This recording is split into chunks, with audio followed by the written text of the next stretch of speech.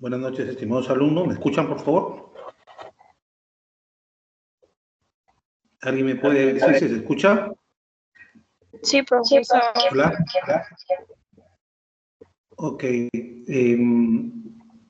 ¿Pueden ver la diapositiva que estoy compartiendo? Tipos de entrevista psicológica, ¿sí? Ok. Muy bien. Disculpe que como estoy en estos momentos en provincias, tengo algunas dificultades para compartir y para hacer la clase. Entonces, no me voy a mostrar porque si no, no se puede, no puede mostrar cámara y además no puede presentar la diapositiva todo junto y eso puede causar que haya mensaje entrecortado y no se va a entender. ¿Ya? Por lo tanto, voy a mostrar solamente las diapositivas por ahora. ¿Ya? Espérenme un segundo, por favor, que estoy acomodando todo esto.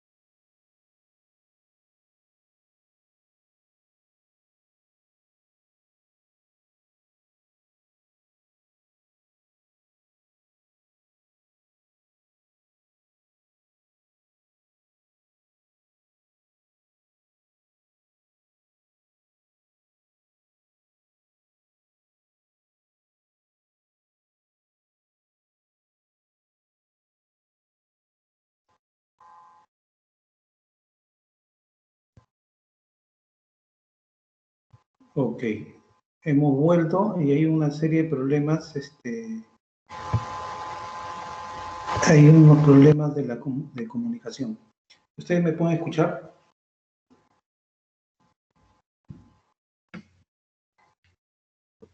Perfectamente. Muy bien, muy bien. Entonces, vamos a continuar. Vamos a compartir la pantalla.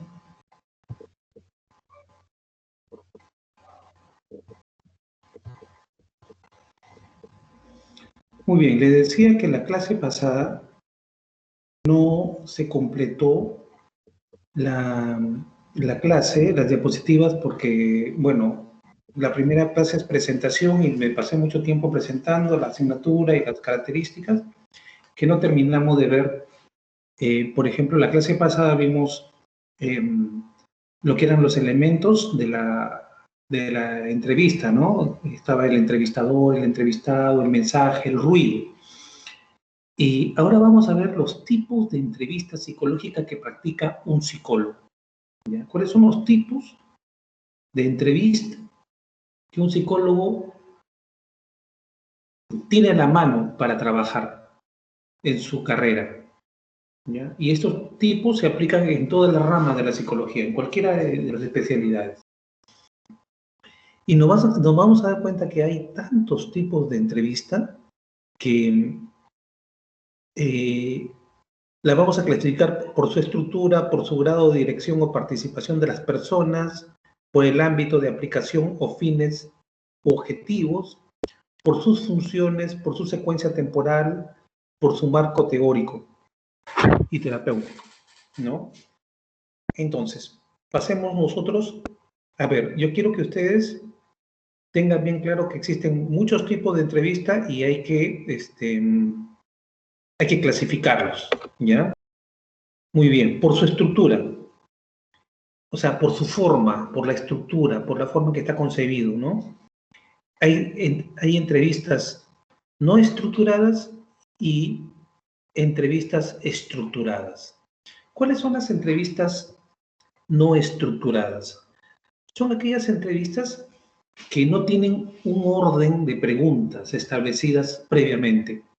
O sea, el psicólogo se pone a conversar con la persona y conforme va saliendo las cosas, comienza a plantear preguntas, ¿ya? Y la estructurada es aquella en la que el psicólogo va con preguntas ya establecidas, ¿no? Previamente para levantar información especial, que quiere, directa, que quiere él averiguar, que quiere escudriñar, que quiere aclarar, ¿no? Ambos tipos de entrevista son muy importantes. Incluso no existe una entrevista puramente estructurada y puramente no estructurada. En algunos casos los psicólogos van a combinar. Hay un tercer tipo que se llama semiestructurada, ¿no? Donde lleva algunas preguntas y ya tiene en la cabeza algunas preguntas y otras que vayan saliendo conforme se da la entrevista. Eso es muy importante, ¿ya? Que debe haber una parte estructurada y una parte no estructurada, sí. ¿Por qué? Porque un profesional de psicología, en base a su experiencia, por ejemplo, en la primera entrevista, él ya puede saber más o menos qué preguntas hacer, siempre, ¿ya? Por decirles, dónde vives, cuántos años tienes, qué te trae por acá, cuéntame, de qué familia provienes, eres casado, no eres casado, cuéntame la historia de tu familia, ¿no?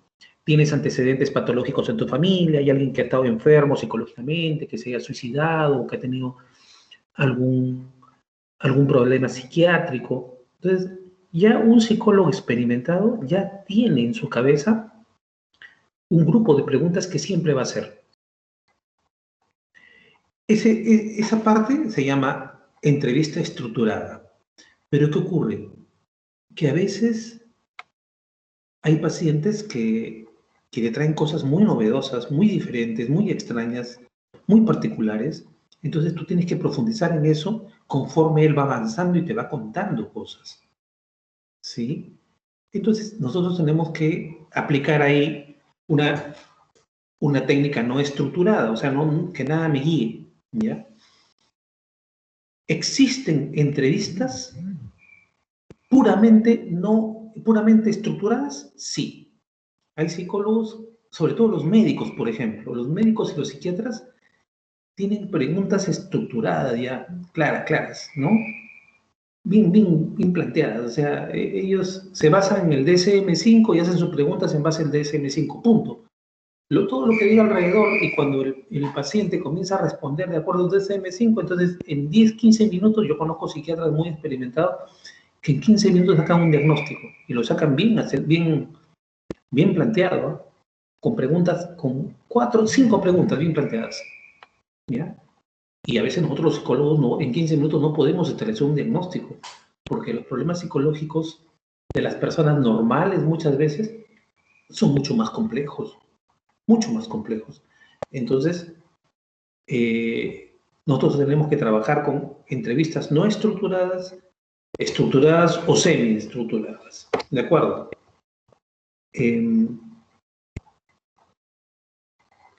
¿Alguna pregunta hasta acá? Ya saben que me puede ir interrumpiendo. Un segundo grupo de tipos de entrevista está clasificado por su grado de dirección. O sea, cuán dirigida está esa entrevista. Entonces vamos a ver que hay dos tipos ahí, bien marcados. La entrevista directiva y la entrevista no directiva. ¿Ya? Entonces, por ejemplo, acá los psicólogos sí se marcan bien claramente su estilo. Por ejemplo, los psicólogos humanistas prefieren entrevistas no dirigidas, no directivas se le llama. ¿Por qué? Porque el psicólogo humanista dice que no hay que preguntar al cliente o al paciente. Lo que hay que hacer es que dejar que hable el paciente. Yo no le voy a dirigir la sesión. La sesión se dirige sola.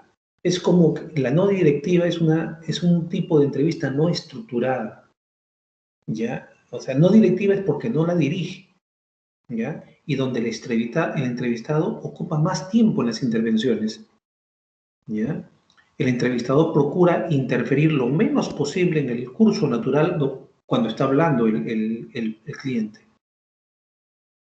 Dice, las intervenciones que hace el entrevistador se realizan desde el marco de la referencia y el foco del entrevistado. O sea, yo intervengo en función a lo que me dice el entrevistado y no le hago preguntas, sino muchas veces utilizo algunas técnicas, por ejemplo, dicen el espejo. ¿Cuál es la técnica del espejo? O sea, le repito lo último que él ha dicho y eso genera que el paciente siga hablando, ¿ya?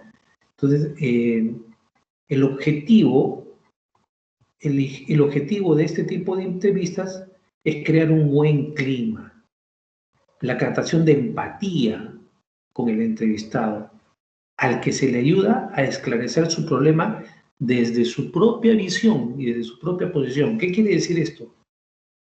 Significa que el psicólogo no directivo no diagnostica, por ejemplo. No diagnostica, ¿ya?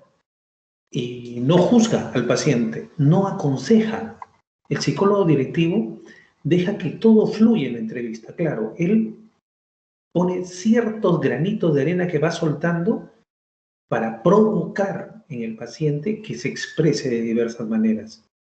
Pero eso no significa que le dé dirección a la entrevista, sino sencillamente él estimula la expresividad del paciente, ¿ya? Entonces, este tipo de entrevista no directiva la inventó y llegó a su punto máximo Carl Rogers, un psicólogo norteamericano que estructuró o sea, dio nacimiento a la terapia centrada en el cliente, ¿ya?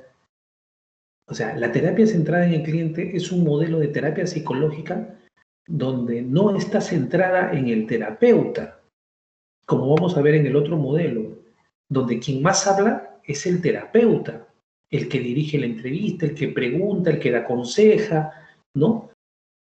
El que se mueve más y hay mayor participación es el terapeuta. Ese es el tipo de entrevista directiva. ¿Por qué? Porque el terapeuta la dirige, ¿ya? En el cambio, en la entrevista no directiva, el terapeuta no dirige la entrevista, pero sí estimula con técnicas verbales y no verbales, estimula a que la persona hable. Y lo que hace el psicólogo no directivo es lo que se llama, y que está en la última línea de esta diapositiva, se llama la escucha activa. ¿Qué es la escucha activa? Escucha la mayor parte del tiempo y está mostrando siempre con signos, con gestos, con pequeñas intervenciones con palabras, como decir, ajá, muy bien, entiendo esto, tú me dices esto. O sea, con pequeñas intervenciones que permitan que el paciente se abra y exprese todo lo que tiene guardado. Y que no podría expresar si es que el terapeuta, como en este caso, en el caso directivo, toma la mayor parte del tiempo, ¿ya? En la mayor parte del tiempo habla, ¿ya? Entonces, la directiva, el entrevistador dirige y emplea mucho tiempo en sus intervenciones, con el fin de preguntar o de intervenir. Parece más activo en la iniciativa de la conversación. Elige el tema para hablar. El psicólogo elige, bueno, hoy día vamos a hablar sobre tu mamá. O hoy día vamos a hablar sobre ese trauma que me hablaste la vez pasada. ¿Ya? Supuestamente es el experto, ¿no? Este tipo de entrevistas directivas tiene sus ventajas y sus desventajas. La ventaja es que va al punto, pero la desventaja es que puede ir al punto desde el punto de vista del terapeuta o del entrevistador, más no del punto de vista del entrevistado, ¿ya? La desventaja es de que no deja expresarse plenamente al entrevistado, ¿ya? Y en la entrevista no directiva, probablemente la desventaja sea que el terapeuta no se tiene que reprimir en las preguntas que quiere hacer o dirigir la entrevista, pero para eso son entrenados, ¿no? Muy bien. ¿Hasta acá alguna pregunta, algún comentario? ¿Alguna duda?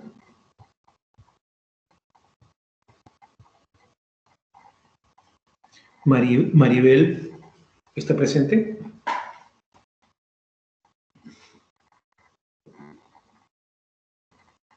Buenas noches, sí, profesor. A ver, Maribel, ¿se me ha entendido? ¿Hay algún comentario, alguna pregunta? Sí, tenía una duda. Como que en todo caso, entre la entrevista directa y no directa, creo que, bueno, yo creo que la mejor opción sería la directa, la entrevista, mejor dicho, la entrevista no directa, porque... No directiva. Claro, no directiva, porque eso permite que el paciente pues se abra más y tenga mayor empatía con el mismo especialista, ¿no? Ok, ese es claro, esa es una ventaja que tiene la entrevista no directiva. ¿Ya? Pero muchas veces hay psicólogos que no pueden quedarse callados. Es muy difícil, ¿ah? Es muy difícil, hay que tener mucha preparación para escuchar y escuchar de una manera muy atenta y empática. La entrevista no directiva requiere de mucha empatía por parte del psicólogo, ¿no? Muy preocupado, muy enfocado en su paciente, ¿ya? Escuchándolo atentamente, analizando cada uno de sus gestos y devolviéndole la idea y la imagen de que sí lo entiendes y además lo aceptas, ¿ya? Aceptas tal como es. Claro, profesor, pero yo creo que no sería más conveniente que hubiese más especialistas así, que trabajen de esa manera. Bueno, debería haber, esos son los psicólogos humanistas, Los psicólogos humanistas son aquellos psicólogos que se centran más en la persona que en el terapeuta, ¿ya? O sea, los psicólogos directivos, que son la mayoría, les gusta aconsejar. El psicólogo no directivo no aconseja. No aconseja, porque no se siente capaz de aconsejar. Además, cree que no es conveniente aconsejar. ¿Por qué? Porque si no, el paciente muchas veces puede depender del criterio y de la opinión del terapeuta. Y la idea del psicólogo no directivo es que la persona misma vaya poco a poco encontrando su libertad, sus propios recursos, vaya descubriéndose, ¿no? Y la única manera de hacerlo es que afloren esos recursos, permitiendo que salgan totalmente, ¿no? Entonces yo me acuerdo que mi último año de estudio de psicología, yo me inscribí en el consultorio psicológico de la universidad, de mi universidad, y seguí durante un año una terapia psicológica. ¿Por qué seguí una terapia? Por varios motivos. En primer lugar, porque sentía que no estaba lo suficientemente maduro como para ayudar a personas. En segundo lugar, porque quería ver cómo es una terapia por dentro, cómo se practica una terapia por dentro.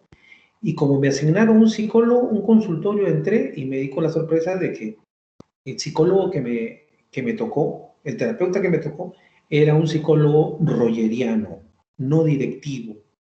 También se llama terapeuta centrado en el cliente. Y él no me preguntaba nada, él solamente me dejaba hablar. Entonces llegó un momento en que yo me molesté mucho porque decía, y usted no me va a preguntar porque uno quiere que le pregunten, ¿no? Y él me decía, ¿y por qué crees que te debo preguntar, no? O sea, algo así, ¿no? ¿Y por qué te molesta tanto, no? Entonces, porque a mí me fastidiaba que no me preguntaran, ¿no? Yo sentía como que no me estaba haciendo caso. Entonces, pero con el paso del tiempo me di cuenta que iba yo sacando cosas. Como yo tenía que hablar, yo llevaba cosas semana a semana y yo hablaba y él me rebotaba todas las cosas que yo sentía cuando él quería que esa sensación o ese momento se exprese mejor, él lo rebotaba como un espejo, ¿no? Por ejemplo, decía, noto que este tema te causa mucho dolor. Solamente esa intervención, ¿ya? Entonces, a mí me permitía, sí, me causa mucho dolor porque por esto, porque mi madre de chiquito, que no sé cuánto, ya, entiendo que hay un problema con tu madre. O sea, eso se llama reflejar, ¿se dan cuenta, no? Bueno, sí, con mi mamá, que no sé cuánto, ¿no? Y bueno, es que lo que pasa es que yo de niño sufrí o sea, un abuso físico en el sentido de agresión de parte de mi mamá y todas esas cosas. Estoy poniendo un ejemplo, ¿no? Y él me decía, el psicólogo podía decir, o sea, tu madre entiendo que tu madre te agredió físicamente y no lo olvidas. Sí, no lo olvido por esto. ¿Se dan cuenta? Entonces, él utiliza técnicas que permiten, que no, lo único que hacen es reflejar el estado del paciente, ¿ya? La situación psicológica del paciente, donde él considera que ahí debe escarbar, lo único que hace es lanzar un estímulo, una provocación, para que siga hablando el paciente. Entonces, esa es la terapia, la entrevista no directiva, ¿de acuerdo? Entonces, la directiva, por supuesto, es donde el terapeuta pregunta, él sí pregunta, él participa, él aconseja, ¿ya? Él interpreta, no, lo que te pasa a ti es esto. Un no directivo nunca interpreta, nunca pone etiquetas, nunca diagnostica. No, al no directivo no le interesa el diagnosticar, al directivo sí le interesa. ¿Por qué? Porque al diagnosticar él más o menos en su cabeza encuadra el proceso de trabajo. Entonces, se van dando cuenta ustedes que los tipos de entrevistas son formas de trabajo. Ahora, tú también podrías hacer un mix ahí entre, en algunos momentos, ser directivo y la mayor parte del tiempo ser no directivo, ¿no? Por ejemplo, ser directivo podría ser cuando una persona, yo he tenido pacientes que acuden a la consulta y hablan y hablan y hablan, pero hablan cosas que no tienen sentido, que no vienen al caso, que te comienzan a contar especie de chismes, ¿no? Fíjese lo que pasó con mi familia, fíjese qué pasó, o sea, especie de chisme. Entonces, cuando llega a eso, un psicólogo debería decir, bueno, ¿sabe qué? Este aspecto no lo vamos a hablar. Hablemos de otros aspectos. Entonces, ahí estás dirigiendo ya, ¿ya? Tal vez en algunos casos debemos ser directivos, ¿ya? Y debemos ver, ¿no? O sea, no hay un tipo de entrevista puro, eso es lo que les quiero decir. No hay un tipo de entrevista puro, sino tal vez algunos mix, ¿no? Algunos cambios. ¿Alguna pregunta, por favor? ¿Alguna pregunta? Ninguna. Entonces le damos peligros, dice acá, ¿ya? El peligro del estilo directivo es que se pueda convertir la conversación en un interrogatorio. O sea, claro, muchas preguntas de parte del directivo y preguntas que le interesan nada más, pero de repente que no le interesan al paciente, ¿no? Se puede incurrir en sesgos. ¿Qué significa sesgos? En distorsiones, en ver cosas que como terapeuta solamente tú quieres ver otras cosas, ¿no? Temas precipitados, selección inapropiada de información, etc. El peligro del estilo no directivo es derivar a una conversación poco importante, ¿ya?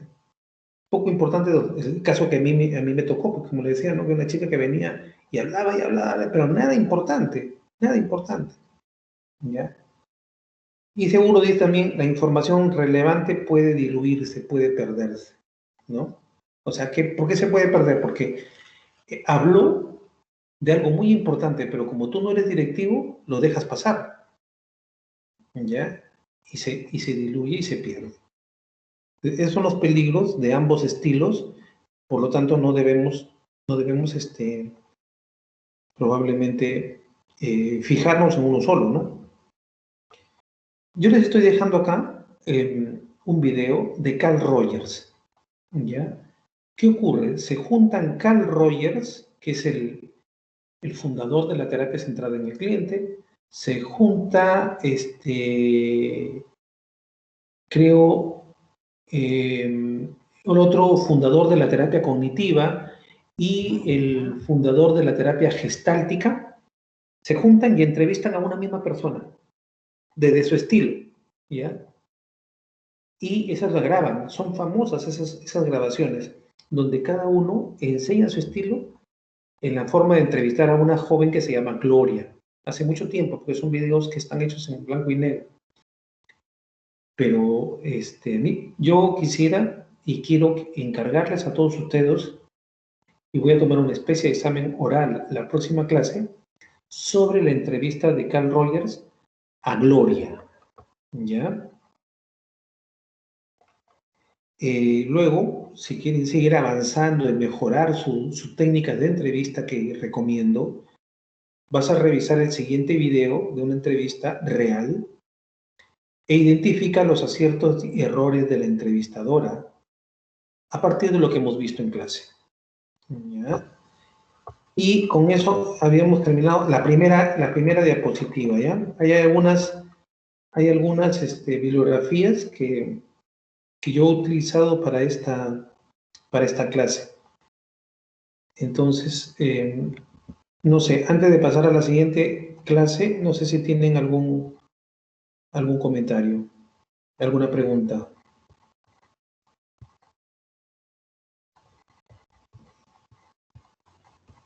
Ese es el nombre. Una consulta. Sí, claro. Si yo quisiera tomar una terapia, ¿en qué caso yo podría ir o con qué excusa o cómo voy solo esa cosita y entro al, al psicólogo o debo ir con un tema específico? No, no necesariamente. Tú puedes ir donde el psicólogo y, en primer lugar, si tienes algún tema específico que quieres trabajar, por ejemplo, inmadurez, quiero madurar más, de repente descubres que tienes poco control de tus impulsos, que no eres muy empática o, o tal vez juzgas mucho a las personas, qué sé yo. Entonces, podrías llevar ese tema al psicólogo si consideras que es un problema, es un tema que te interesa, que debes trabajar porque puede contaminar, porque podría contaminar tu trabajo con las personas, tu percepción con las personas, porque es verdad, cuando uno no tiene sus problemas solucionados, los lleva a la terapia con el paciente y a veces causa destrozos. Ya les hablé la clase pasada de aquellos psiquiatras y psicólogos que se han separado de sus mujeres o sus parejas y comienzan a aconsejar desde su frustración. Entonces, uno debe trabajar sus problemas personales. Todos tenemos algunos temas que no están bien trabajados, debemos trabajar, ¿ya? Profesor, y como paciente, ¿cómo yo me doy cuenta que el profesional está haciendo un buen trabajo? Cuando te das, efectivamente, es una buena pregunta. Te das cuenta cuando la idea que tenías de ese problema ya está cambiando, ¿ya? O cuando ya no está ocurriendo es la aparición de esa conducta que te preocupaba. Poquito a poquito, no desaparece de golpe, ¿eh? Porque los cambios en psicología son profundos y son muy pequeños, poquito a poquito. Por eso yo recomiendo mínimo una terapia mínima de 1 año, ¿ya? Sí, profesor. Sí, es importante que lo sigan, porque sobre todo aquellos psicólogos que van a hacer carrera, ¿no? No podrías tú atender a una persona y ayudar a una persona si es que antes no te has ayudado a ti mismo, ¿no? Ok, profesor. Muy bien, creo que... ¿Quién más quiere hablar? ¿Beatriz? Sí. Pero pongan su cámara, no veo su cámara. ¿Qué está pasando? Pongan su cámara. Voy a comenzar a cortar a todas las personas que no tienen cámara, las voy a comenzar a eliminar del chat, de acá, de los contactos. Muy bien, Beatriz. Ya. A ver, como paciente, por ejemplo, he podido observar, porque esto me sirve mucho y también me autoanalizo, ¿ya? Como paciente, uno visita al psicólogo, al profesional en salud mental, esperando una solución así como un flash, rapidito. Entonces, le menciono esto, ¿no? O sea, yo me voy quejando, voy lamentándome, o sea, lo que desboco es furia, rabia. Entonces, yo comparo esta situación, ¿no? Cuando voy lamentándome y el profesional de salud mental me dice, ya, te han hecho todo esto, has pasado todo esto, muy bien, ¿y tú qué has hecho por ti? Ya, me plantó con esa mirada, me quedé con ello. Pero aquí va la pregunta. Si uno quiere ser un buen entrevistador, o sea, ¿qué es lo que debo tomar como punto? Por ejemplo, usted dice, debemos, prácticamente está diciendo que debemos cambiar en actitud, eliminar prejuicios, prácticamente ser pues un ser equilibrado. Todavía hay defectos, todavía hay carencias que uno lo sufre, pero ¿cómo ir superándolo? Porque al final, por ejemplo, si yo me he involucrado a estudiar psicología y a veces me dan ganas de dar un paso atrás porque ahí implica muchas situaciones, por ejemplo, el estado, ¿qué le digo? El conservar la ética, practicar la moral, no sé, otros atributos que debería contener o debería tener un psicólogo, un buen psicólogo, ¿no? O sea, la pregunta va en sí, o sea, ¿cómo empiezo a nivelar esos temperamentos? Sí, dice, pues una terapia de 1 año. Me faltó 4 meses para estar 1 año, pero sigo estando en ese proceso de poder, no sé, ser una persona casi sana, ¿o no es así, doctor? Bueno, en principio nunca vas a llegar a ser una persona casi sana, ¿ya? Sí. ¿Ya? Entonces, pero está muy bien lo que tú planteas. O sea, debemos tratar de ser psicólogos lo más coherentes posibles, ¿ya? Ay, coherente. Entonces, para que un psicólogo sea coherente, en primer lugar debe tener el principio de la realidad. ¿Qué significa el principio de la realidad? Que se dé cuenta que tiene defectos y que se dé cuenta de sus defectos. Porque hay muchas personas y muchos profesionales de la salud mental que les gusta ver defectos en otros, pero no ven sus propios defectos. Y llevan a la terapia con otras personas, llevan sus propias miradas sesgadas del mundo y de la realidad y hacen daño a las personas. Entonces, ustedes no deben hacer así, ¿ya? Ese debe ser el peor ejemplo que tengan ustedes. Si ustedes tienen temas no trabajados, antes de ir de hacer terapia, de dar terapia, de proporcionar terapia, deben trabajar terapia ustedes y trabajar profundamente sus temores, sus prejuicios, que todos tenemos finalmente, ¿no? Y en la medida de ir madurando, de modo que en algún momento, mire, por ejemplo, yo tengo muchos defectos, yo no soy perfecto, ¿no? Pero intento que mis defectos, que mis percepciones particulares de la realidad, que muchas veces son mías nada más, evito que eso influya en el paciente, ¿ya?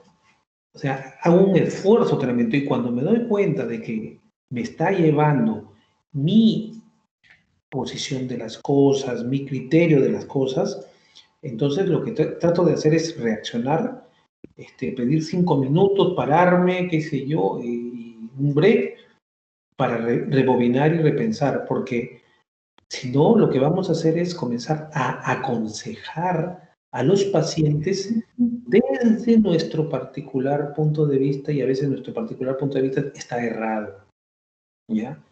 Porque ese punto de vista ha llevado a errores. Por ejemplo, un psicólogo, un psiquiatra machista, por ejemplo, ¿ya? ¿Qué puede aconsejar, no? Si él trata mal a su mujer, ¿no?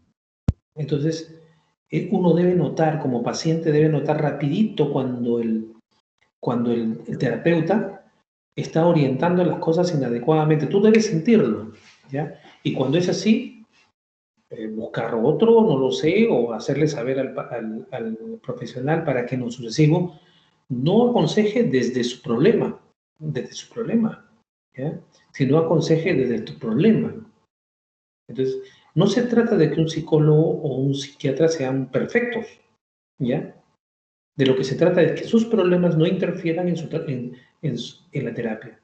Y eso, por ejemplo, yo lo aprendí también de los...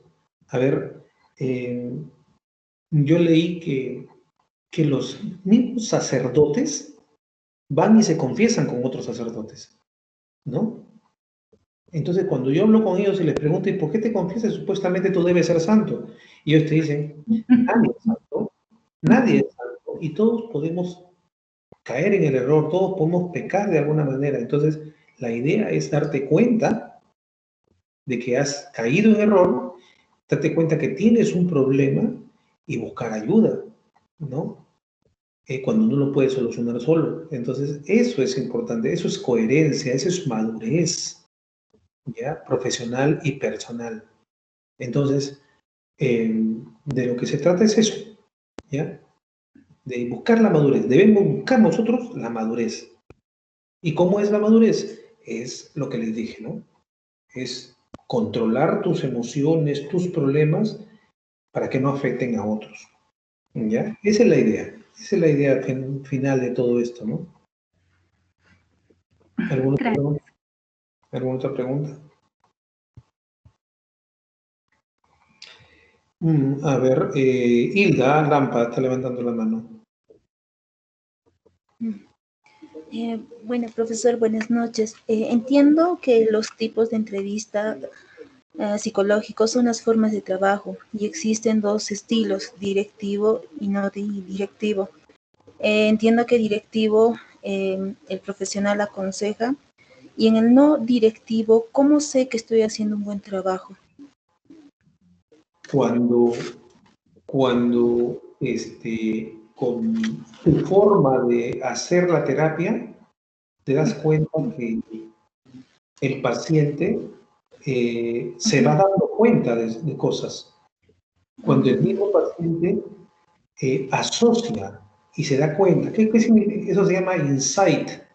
Ya, no sé, a ver, quiero acá voy a ver si hay acá una forma de escribir. Voy a escribirlo en el chat, ¿ya? Voy a escribirlo en el chat la palabra, se llama insight. Insight. Sí, está llegando. ¿Ya? Insight quiere decir, ese es un término psicológico. ¿Qué quiere decir? Darse cuenta. ¿Ya? Cuando el paciente comienza a decir, ahora me doy cuenta por qué es que me altero tanto cuando converso con esta persona.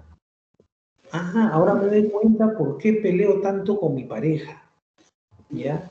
Porque me acuerdo de mi mamá o de mi papá que me hicieron esto. Entonces, cuando una persona llega al insight, es porque el psicólogo ha dirigido la entrevista muy bien, la ha llevado muy bien, ¿ya?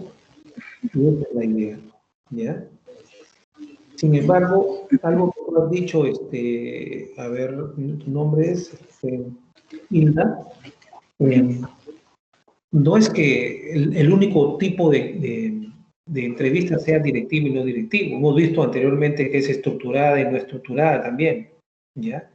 Y también vamos a ver que hay otros estilos que quiero robarles. No, pues ya hemos terminado, ¿no? Por su estructura y por la dirección. Hay más tipos, ¿ya? Solamente hemos visto esos, ¿ya? Pero hay muchos más tipos de entrevistas, porque no me alcanza el tiempo, ¿ya? Pero Muchas gracias. sí, esa es la idea, ¿ya? Dice el profesor, muchas gracias. Ya. ¿Alguien más? ¿Alguna otra pregunta?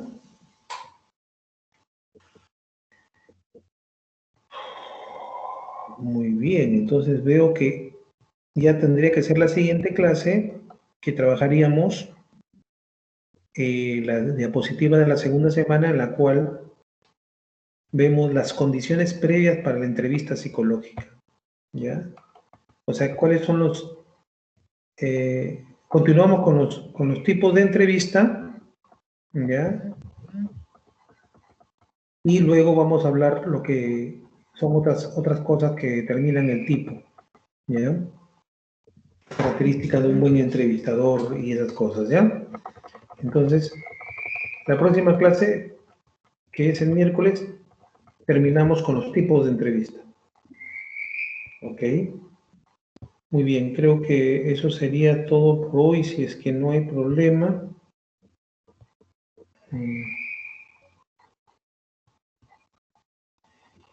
Y sería hasta la siguiente clase. ¿Ya? Buenas noches con todos. Muchas gracias. Buenas noches. Buenas noches.